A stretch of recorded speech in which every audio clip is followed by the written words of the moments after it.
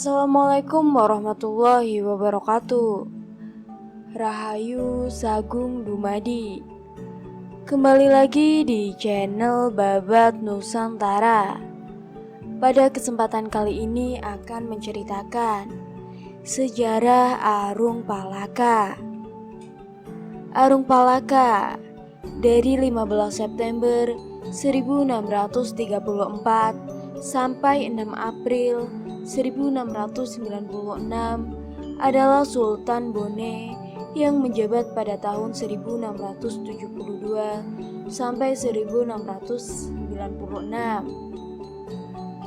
Saat masih berkedudukan sebagai pangeran, ia memimpin kerajaannya meraih kemerdekaan dari Kesultanan Goa pada tahun 1666. Ia bekerja sama dengan Belanda saat merebut Makassar. Palaka pula yang menjadikan suku Bugis sebagai kekuatan maritim besar yang bekerja sama dengan Belanda dan mendominasi kawasan tersebut selama hampir seabad lamanya. Arung Palaka bergelar Latanri, Tata to Urong, Tori Sompi Pata, Malempi Gamana, Daeng Serang, Tu Apatunru, Paduka Sri Sultan Saad Udin, mengacu pada ejaan Lontara. Adapun pelafalan yang tepat adalah Latenri Tata To Unru Tori Sampa Peta Malam Pe Gemena Daeng Serang To Apatunru Paduka Sultan Sa'al-Udin. Arung Palaka Latendri Tata lahir di Lamata, Mariori Wawo, Sopeng pada tanggal 15 September 1634 sebagai anak dari pasangan Lapoto Bune Arung Tana Tangane Lompule Sopeng dan istrinya Wetendri Suwi Datu Mariori Wawo, anak dari Latendri Ruwa Paduka Sri Sultan Adam Arompone Bone. Arung Palaka pertama kali menikah dengan Arung Kaju, namun akhirnya mereka bercerai. Selanjutnya ia menikah dengan Sira Daeng Talele Karaeng Balang Jawa pada tanggal 16 Maret 1668. Sebelumnya istri dari Karaeng Bontomarono dan Karaeng Karunurung Abdul Hamid. Pernikahan ini pun tidak bertahan lama dan keduanya bercerai pada tanggal 26 Januari 1671. Untuk ketiga kalinya ia menikah Wetanri Pau Ada Sange Datu Riwatu Datu Sopeng di Sopeng pada tanggal 20 Juli 1673. Istri ketiganya ini adalah putri dari Latandri Bali BOW kedua, Datu Sopeng, dan sebelumnya menjadi istri Lasuni, ada Tuang Si Denereng. Pernikahannya yang keempat dilaksanakan pada tanggal 14 September 1684 dengan Daeng Maranung, Karaeng Laikang, putri dari Pekampi Daeng Mengempa Karaeng Bontomaronu, Goa, dan sebelumnya adalah istri dari Karaeng Bontamonampu Muhammad. Arung Palaka adalah seorang jagoan yang ditakuti di Batavia. Lelaki gagah berambut panjang dan matanya menyala-nyala ini memiliki nama yang menggetarkan seluruh jagoan dan pendekar di Batavia.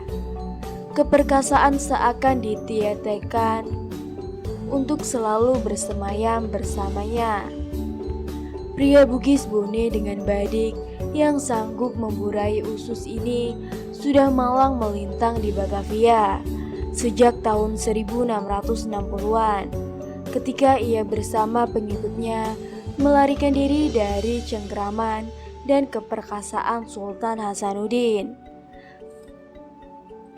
Batavia pada abad ke-17 adalah arena di mana kekerasan seakan dilegalisir demi pencapaian tujuan. Pada masa Gubernur Jenderal Choan Maetasuiker, kekerasan adalah udara yang menjadi napas bagi kelangsungan sistem kolonial. Kekerasan adalah satu-satunya mekanisme untuk menciptakan kedudukan pada bangsa yang harus dihadrik dulu agar taat dan siap menjadi sekerup kecil dari pasangan naik kolonialisme Eropa. Kekerasan itu seakan mempengaruhi apa yang dikatakan filsuf Thomas Hobbes bahwa manusia pada dasarnya jahat dan laksana serigala yang saling memangsa sesamanya. Pada titik inilah Arung Palaka menjadi seorang perkasa bagi sesamanya. Nama Arung Palaka terdapat pada sebuah arsip nasional Republik Indonesia,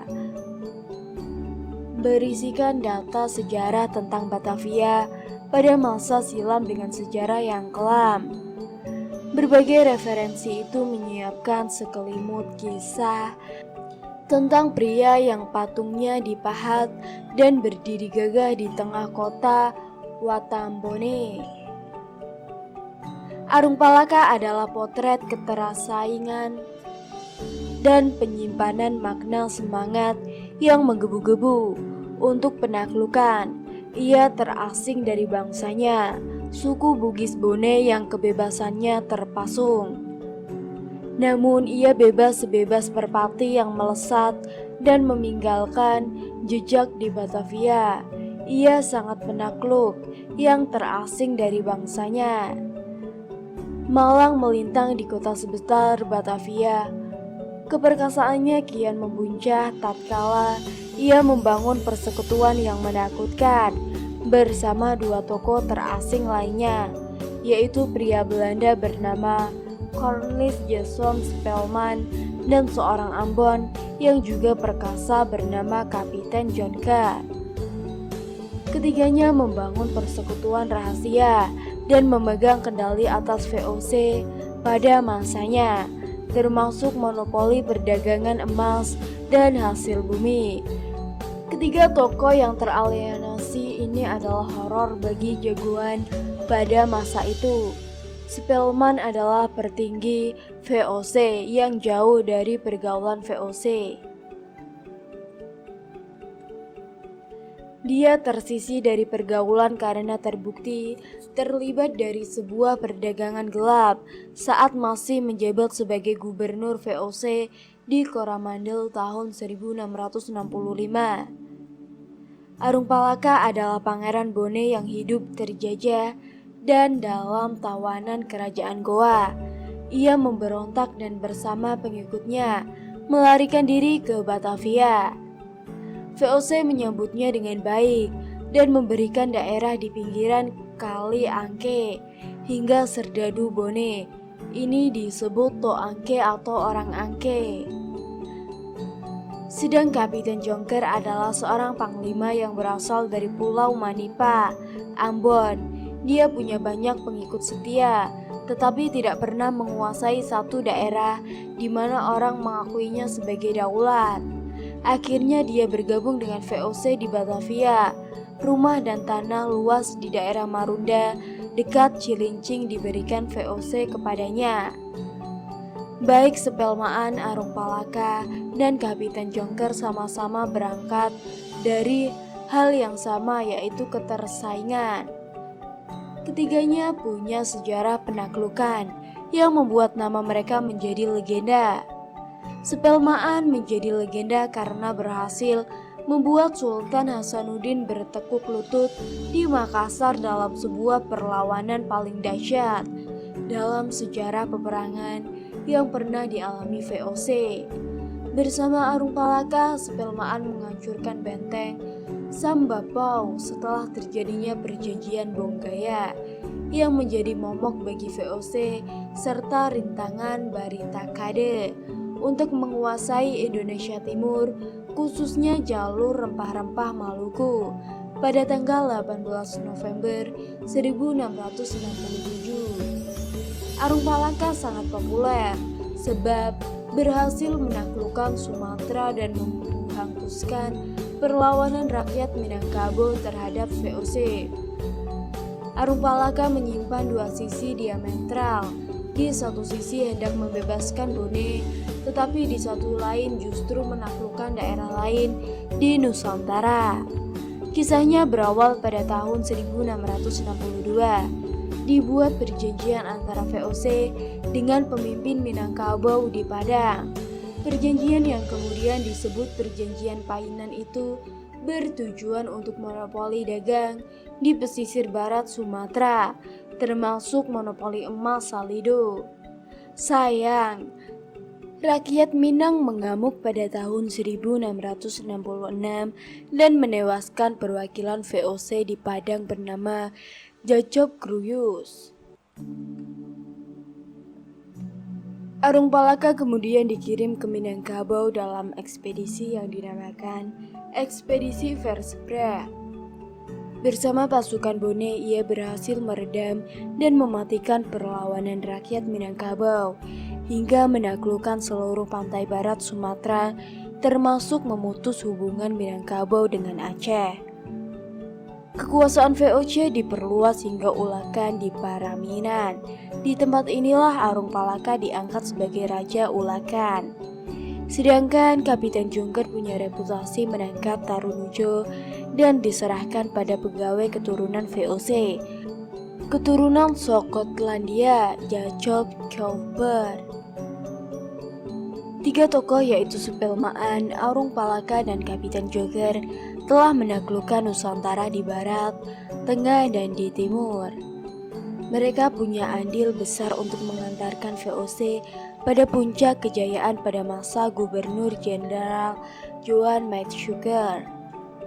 Tidak heran kalau tiga tokoh ini menjadi tulang punggung kekuatan VOC pada masa itu. Maetsuycker tidak berani menolak permintaan ketiganya, sebab mereka punya bala tentara yang besar. Di luar ketiganya, ia hanya mengendalikan serdadu bayaran multibangsa dengan loyalitas yang rendah.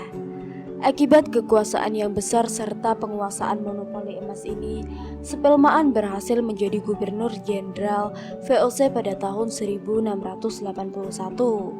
Sayangnya, kisah menakjubkan dari tiga jagoan Batavia ini harus berakhir dalam waktu yang tidak lama. Musuh Spelmaan yaitu perwira asal Prancis bernama Isaac de Clournay de Saint-Martin langsung bergerak. Komandan perang yang memenangkan peperangan di Cohim, Kolombia, Ternate, Buton, Jawa Timur, dan Jawa Barat ini berhasil mengungkap semua korupsi dan keculasan Spelmaan hingga akhirnya Spelmaan disingkirkan dari posisi Gubernur Jenderal. Isaac juga berhasil mempengaruhi Gubernur Jenderal Campayus untuk menyingkirkan Kapiten Jongker. Wilayah kekuasaan pria Ambon ini diponjongkerkan Mardua di Kepung, kemudian diserang. Kapiten Jongker tewas terbunuh dalam penyerbuan itu. Kepalanya dipacung dan dipertontonkan, pengikutnya dibunuh dan keluarganya diasingkan ke Kolombia dan Afrika. Menggantikan ibunya sebagai Datu, Mariori Wawa ke-15 mendapat gelar Arung Palaka sebagai hadiah membebaskan rakyatnya dari penjajahan Makassar. Diakui oleh Belanda sebagai Arung Patiru, Palate dan Palaka di Bone, and Datu Mariori Wawo di Sopeng, Bantaeng, dan Bontala 1670. menyatakan penurunan paksa tahta paman kandungnya pada 1672 dan dimahkotaki sebagai Sultan Bone dengan gelar Paduka Sri Sultan Saad Udin 3 November 1672. Andanya mengarahkan perhatiannya kepada Arung Palaka sebagai wakil dari tema dan kepercayaan dasar yang sampai sekarang menguasai kehidupan orang Bugis atau Makassar. Duri Sandala, dia mencoba mencari akar sebab Arung Palaka rela bersekutu dengan VOC seraya memerangi saudaranya sendiri di kerajaan Goa yang sedang jaya-jayanya sebagai salah satu kerajaan terkuat dan terbesar di Nusantara abad ke-17. Jawaban persoalan itu menurut Andaya kurang tepat jika dicari dalam kerangka persaingan ekonomi di wilayah bagian barat laut Nusantara antara kerajaan Goa dan VOC yang memuncak dalam peperangan Makassar 1666 sampai 1669. Sebagaimana diyakini para sarjana lokal dan mancanegara, alasan pokok Arung Palaka bukanlah ekonomis politis, tetapi pengadaran yang meliputi siri, harga diri atau kehormatan dan rasa malu.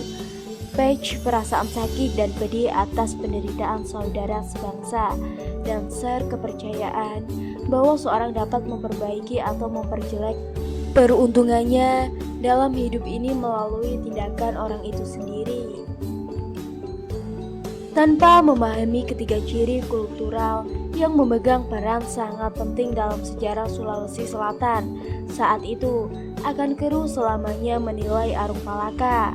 Lagi pula Andaya percaya diktum sejarawan J.C. Van Leeuwen bahwa masa lalu tidak ditulis untuk dinilai dengan nilai masa kini. Dan oleh karena itu Siri, Page, dan Ser adalah bahan yang lebih baik dan adil dipakai untuk menilai dan mengevaluasi kejadian penting pada abad itu ketimbang standar masa kini. Demikianlah dia memasuki dan memberi sumbangan penting dalam polemik yang sampai kini masih berkembang di antara masyarakat Sulawesi Selatan tentang Arung Palaka yang tokoh sejati, pahlawan tulen bukan penghinaan dan penindasan. Berlatar belakang seperti itu, Andaya memulai riwayat tokohnya dengan membawa sejumlah ciri tertentu budaya masyarakat Sulawesi Selatan yang dikaitannya dengan keadaan historis abad ke-17, terutama perkembangan Islam dan perdagangan internasional yang memuncak menjadi ketegangan antara Goa, Bon dan VOC yang hadir sama sejak tahun 1601. Ketegangan yang dia perlihatkan dengan rinci menjadi latar kelahiran serta mengisi pikiran masa kanak dan muda Arung Palaka. Arung Palaka lahir sekitar tahun 1634 di Desa Lamata, daerah Mariowawo, Sopeng, sebagai pewaris takhta Kerajaan Bone. Ketika umurnya 8 tahun, Bone diperangi Kerajaan Goa dan berhasil menaklukkannya. Sejak berumur 11 tahun, Arung Palaka dan keluarganya dibawa sebagai sandera ke Istana Goa. Mereka beruntung karena menjadi pelayan Karaeng Pating Galong, tokoh penting dan jenius di Kerajaan Goa. Di bawah asuhannya, Arung Palaka tumbuh menjadi pangeran yang mengesankan dalam olah otak maupun olahraga. Meski dia terlibat aktif di Istana Goa dan berkawan dengan para pemuda Makassar, Siri dan Page mengingatkannya selalu sebagai putra dari seorang Bugis pembuangan dan bahwa rakyatnya menderita. Awal 1660 dia merasa penderitaan itu semakin hebat karena harus menyaksikan 10.000 orang tua maupun muda diseret dari Bone ke Makassar atas perintah Sultan Hasanuddin melalui Karaeng Karundrung dan Regen atau Bupati Bone Tobala. Mereka dijadikan pekerja paksa pengalih kanal di sepanjang garis pertahanan pantai Makassar agar ada pemisah antara kerajaan Goa dan benteng penampungan yang didukung VOC. Lantaran banyak yang sakit dan melarikan diri, seluruh bangsawan Bone dan Sopeng diperintahkan keluar dari istana, bekerja bersama rakyatnya. Ini melipat gandakan pelecehan Siri yang sudah diderita oleh rakyat Bone dan Sopeng karena junjungannya dipaksa melakukan pekerjaan kasar yang tidak seharusnya. Pelecehan Siri ini menjadi derita kolektif orang Bone dan Sopeng dan menebalkan patch di antara mereka. Perlawanan pun dirancang. Arung Palaka adalah salah satu perancangnya. Tetapi perlawanan itu patah oleh kekuatan Goa yang besar. Ia terdesak. Akhir tahun 1660 dia meninggalkan Sulawesi Selatan bersama pengikutnya menuju Batavia dengan bantuan VOC. Tetapi dalam hatinya terpatri, sumpah tidak akan berhenti mencari cara untuk kembali, buat perhitungan dan merdekaan negeri Bone. Setelah menunggu 5 tahun, keinginannya terkabul. VOC yang kagum akan daya tempur pengikut Arung Palaka yang disebut Toangke orang Angke diambil dari kali Angke yang mengalir melewati perkampungan Bugis di Batavia saat membantu memadamkan pemberontakan Minangkabau. Mengajaknya memerangi Goa yang dinilai mengganggu kepentingan ekonomi VOC. Andaya memberi ruang luas buat mengisahkan Perang Makassar. Salah satu yang menarik adalah ditunjukkannya psikologi Arung Palaka dan Cornelis Spelman yang menjadi aktor utama pilihan VOC pemimpin ekspedisi ke kerajaan Goa. Keduanya menderita oleh apa yang mereka anggap ketidakadilan sehingga rela berkorban apapun demi memulihkan nama. Spelman yakin cuma kemenangan yang bisa membersihkan namanya dan noda dipecat dengan tidak hormat karena perdagangan gelapnya sebagai gubernur VOC di Coromandel tahun 1665. Sementara bagi Arung Palaka, kemenangan akan membebaskan dari beban barat bahwa Sirinya telah mati. Hanya dengan memulihkan Sirinya dan rakyatnya, dia dapat memperlihatkan wajah di Sulawesi Selatan. Dia yakin lebih baik mati untuk mempertahankan Siri, Met Risirna, ketimbang hidup tanpa Siri, Met Siri. Mati untuk memulihkan Siri adalah mati dengan siraman gula dan santan. Matri Golai, Matri Sampange. Situasi psikologi itu yang telah mendorong keduanya mentafsirkan ulang perintah VOC. Hal ini yang menarik adalah kajian Andaya mengenai dampak perang itu atas rakyat Makassar. Melalui cerita rakyat Bugis, Sinerlin Kapala Talumbatua, ia memperlihatkan Arung Palaka dan Perang Makassar yang dimaknai rakyat pedesaan Makassar dan Bugis sebagai kemenangan rakyat dan keunggulan nilai-nilai mereka yang didasarkan pada kebiasaan dan praktik yang sudah sangat tua dalam masyarakat, yaitu siri, pes, dan sel. Ini sangat berlain dengan tulisan para sejarawan Barat maupun sejarawan Indonesia yang melalui bergantung pada sumber kerajaan Makassar atau dokumen VOC. Mereka cenderung menggambarkan kepahatan dan pesimis di kalangan para raja dan ningrat Makassar sebagai pantulan perasaan seluruh rakyat Makassar. Jadi seharusnya masyarakat Sulawesi Selatan dapat menurunkan kadar emosional dan lebih rasional setiap mendiskusikan mengenai implikasi Perang Makassar. Sesuai Perang Makassar, Arung Palaka sangat memahami bahwa VOC telah menjadi kekuatan tetapi bukan milik Sulawesi Selatan. Perbedaan ini didasari dan dimanipulasi untuk menciptakan dirinya sebagai salah satu penguasa atas yang berhasil dalam sejarah Sulawesi Selatan. Jalan menuju ke sana dirintisnya tidak saja dengan kesadaran dia tidak akan terbukti melawan VOC yang telah memulihkan hidupnya dan rakyatnya, tetapi juga dengan selalu membuktikan kesetiaannya. Ia rela meninggalkan negerinya pada Mei 1678 untuk berperang membantu VOC menyelesaikan persoalan pengungsi Makassar. Pemimpin Karaeng Galesong yang membantu perlawanan Turnojoyo di Jawa. Akhirnya Andaya menyimpulkan Arung Palaka adalah tokoh yang diberkati visi dan kepiawaian politik yang kuat sehingga mampu menggunakan pengaruhnya dengan efektif terhadap negara lokal. Bahkan membuat pemerintahan pusat VOC di Batavia bergantung dan rela mengabaikan suara wakilnya di Fort Rotterdam agar membelanya Arung Palaka yang memaksa mereka semua berbagi mimpinya akan Sulawesi Selatan bersatu.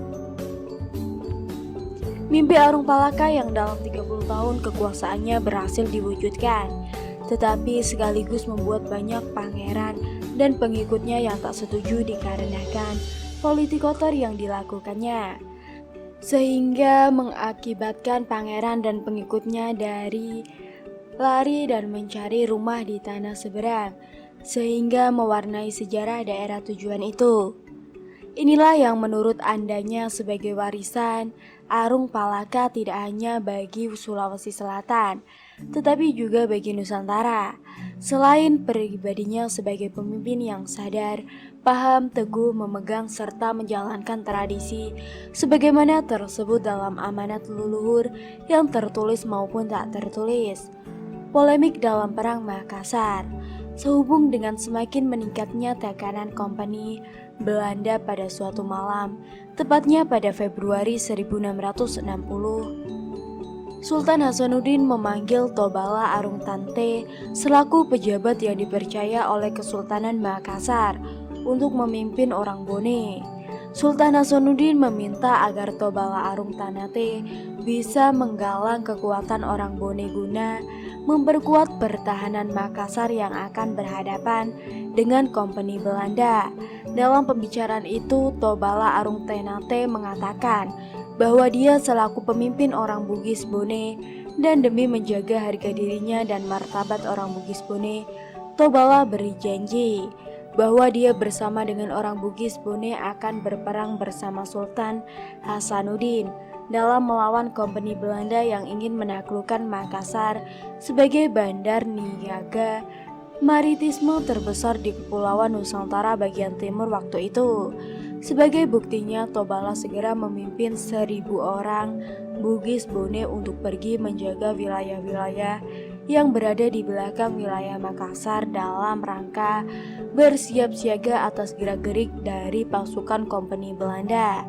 Selain itu, Tobala juga bertugas untuk melaporkan setiap usaha kompeni Belanda yang ingin membujuk orang Bugis untuk bersatu melawan Makassar. Sementara itu, pihak kompeni Belanda telah mendapatkan laporan dari seorang pemberontak dari Bugis Mandar di Manado bahwa beberapa bangsawan Makassar mengeluhkan akan sikap keras yang ditunjukkan oleh Sultan Hasanuddin selaku pemimpin mereka.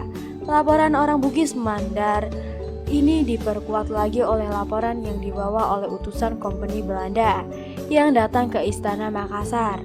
Utusan kompeni Belanda ini bernama William Bestik. Laporan itu menambahkan bahwa pasukan bayaran Makassar dari bandar juga siap membantu kompeni Belanda jika kompeni Belanda ingin melakukan serangan ke Makassar. Dengan laporan ini, kompeni Belanda merasa cukup lega karena jalan untuk menaklukkan Makassar sebagai bandar niaga maritim terbesar di Kepulauan Nusantara bagian timur, yang selama ini telah menjadi batu sandungan bagi kompeni Belanda dalam upaya meraih posisi sebagai penguasa tunggal atas perdagangan rempah-rempah di Kepulauan Nusantara akan segera terwujud. Setelah mendapatkan informasi ini pada pertengahan tahun 1660, itu juga kompeni Belanda mengirimkan sebuah ekspedisi untuk menguji kekuatan Makassar. Kompeni Belanda dalam ekspedisi itu berhasil merebut pelabuhan Manakung. Setelah berhasil merebut pelabuhan Manakung, dari tengah Makassar kompeni Belanda menetapkan 4 kapal perang dengan senjata lengkap dan 2 sekoci untuk mengamankan banteng, penakung, dan penguasa Makassar. Selain itu, kompeni Belanda juga telah menyiapkan persediaan makanan selama 5 bulan untuk mendukung pasukan Belanda yang bertugas mengawal dan mengamankan benteng pendukung ini dari penguasa Makassar. Menurut informasi dari Spelmaan, Sultan Hasanuddin sangat menyalahkan Karaing Sumana selaku pejabat Makassar yang bertanggung jawab dalam mengenai pasukan Bone di bawah pemimpin Tobala Arung Ternate. Atas dasar itu Sultan Hasanuddin mengganti Karaeng Sumana dengan Karaeng Karundrung.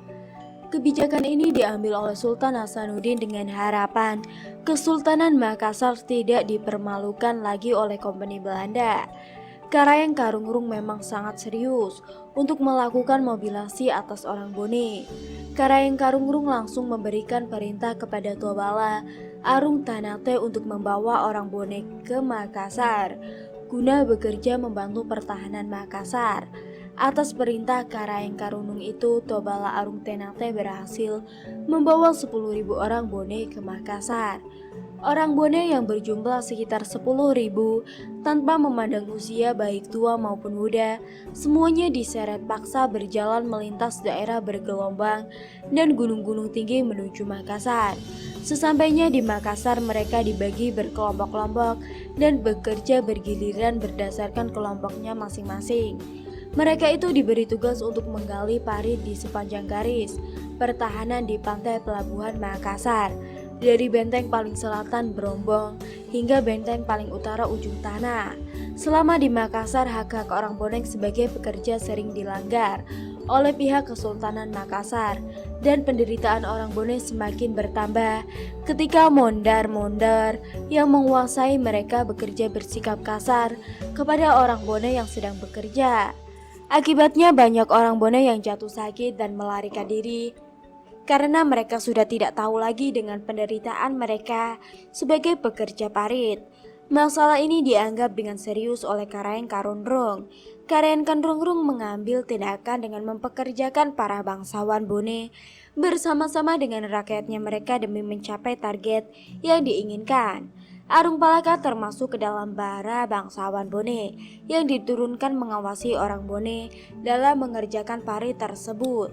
Pada suatu hari, Arung Palaka menyaksikan dengan mata dan kepalanya sendiri kekejaman mandor atas orang Bone yang sedang bekerja.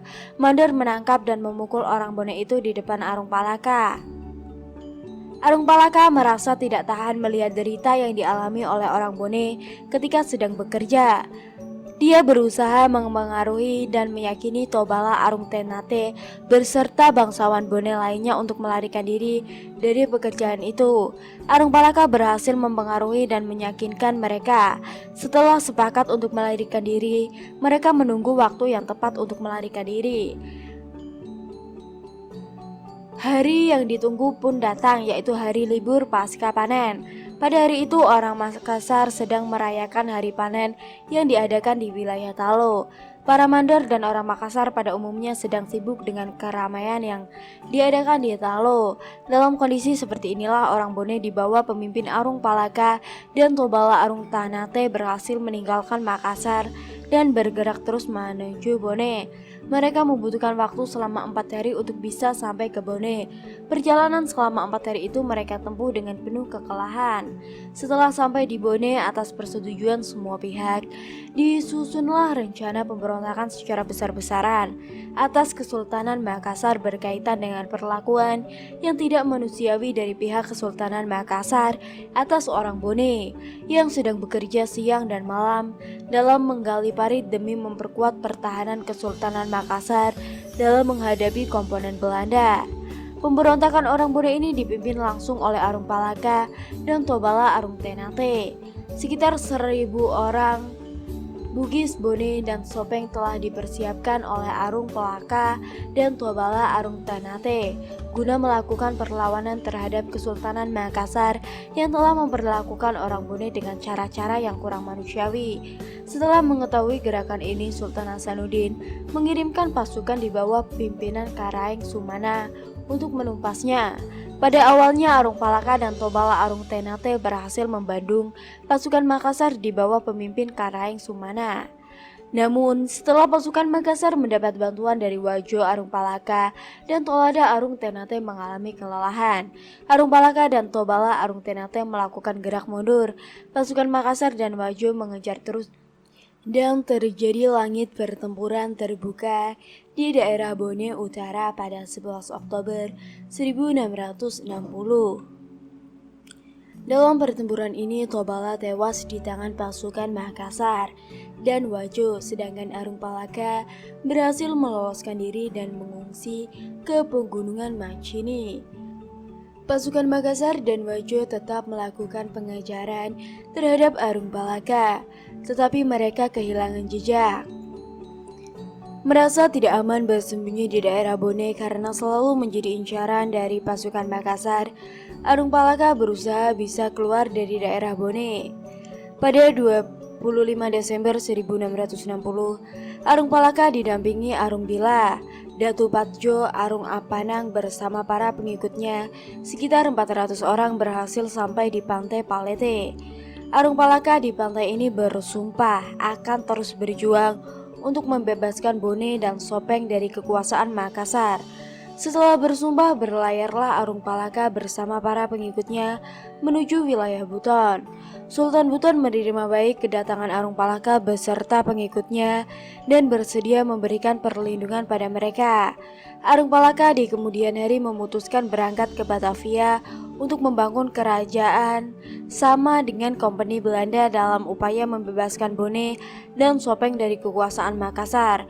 Pihak Kompeni Belanda menerima baik tawaran kerja sama ini dan menempatkan pengikut Arung Palaka untuk bermukim di Muara Angke. 3 tahun kemudian Arung Palaka bersama Kompeni Belanda sudah siap menghadapi Makassar sebagai musuh bersama mereka dengan kepentingan yang berbeda. Arung Palaka memerangi Makassar karena ingin membebaskan Bone dari kekuasaan Makassar, sedangkan Kompeni Belanda menyerang Makassar dalam rangka ingin mengokohkan dirinya sebagai penguasa tunggal atas perdagangan rempah-rempah di Kepulauan Nusantara. Sesuai rencana pada 24 November 1606, Kontris Spelman dan Arung Palaka berlayar menuju Makassar dari Batavia siap menyerang Makassar. Pasukan Spelman ini terdiri atas 21 kapal dan 1.870 orang prajurit, 818 pelaut Belanda, 578 tentara Belanda, dan 395 pasukan pribumi. Pasukan utama pribumi berasal dari Ambon di bawah pimpinan Kapten Jonker dan dari Bugis Boni di bawah pimpinan Arung Palaka. Pada 19 Desember 1666, Spelman dan Arung Palaka sampai di Pelabuhan Makassar. Sesampainya di Pelabuhan Makassar, Spelman langsung memberikan ancaman kepada Sultan Hasanuddin. Selanjutnya, Spelman mengibarkan bendera merah sebagai tanda serang akan segera dimulai pada 21 Desember 1666.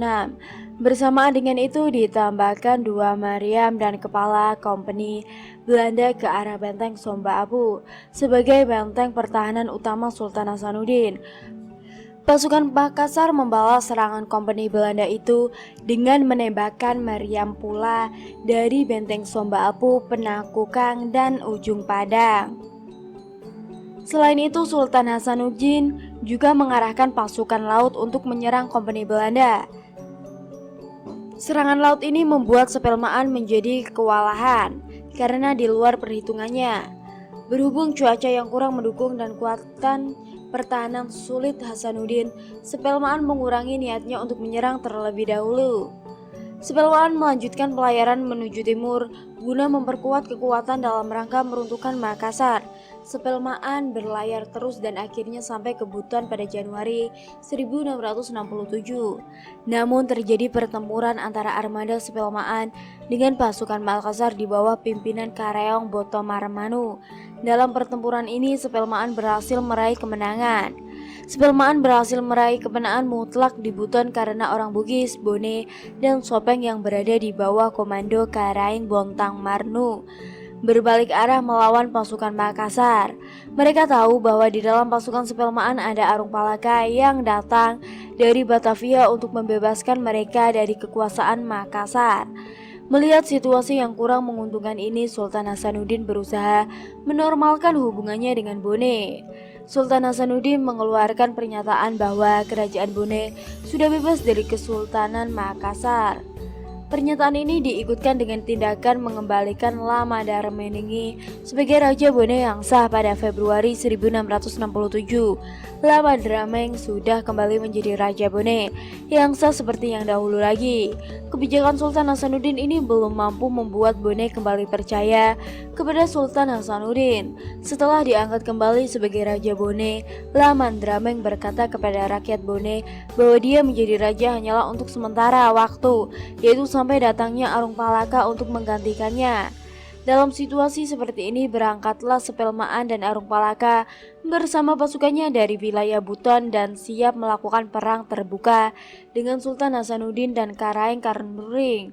Tanggal 19 Juni 1667, mereka semua berlayar menuju Makassar dengan tujuan yang sudah bulat, yaitu meruntuhkan kerajaan Makassar.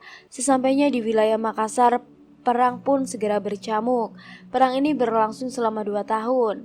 Sultan Hasanuddin mengalami kekalahan total setelah Sepelmaan dan Arung Palaka berhasil meruntuhkan dan menguasai benteng Somba Apu pada 2 Januari 1669. Dalam catatan sejarah, Kompeni Belanda mengakui bahwa Perang Makassar merupakan perang yang begitu hebat dalam upaya menjadi penguasa tunggal atas perdagangan rempah-rempah di Kepulauan Nusantara. Ketangguhan dan kegigihan Sultan Hasanuddin dalam Perang Makassar sangat diakui oleh Kompeni Belanda. Mereka menggelarinya dengan julukan istimewa, yaitu Ayam Jantan dari Timur, The Hengjes van het Oosten. Beberapa sejarawan ada yang menafsirkan jika Belanda tidak dibantu dengan pasukan Arung Palaka, mereka tidak akan mampu mengalahkan Kesultanan Makassar saat itu. Hal ini dikarenakan Makassar memiliki angkatan laut yang sangat tangguh. Arung Palaka meninggal di Bontadala, Kesultanan Goa pada tanggal 6 April 1696 dan dimakamkan di Boto Bireng, Kabupaten Goa. Rahayu, Rahayu, Rahayu.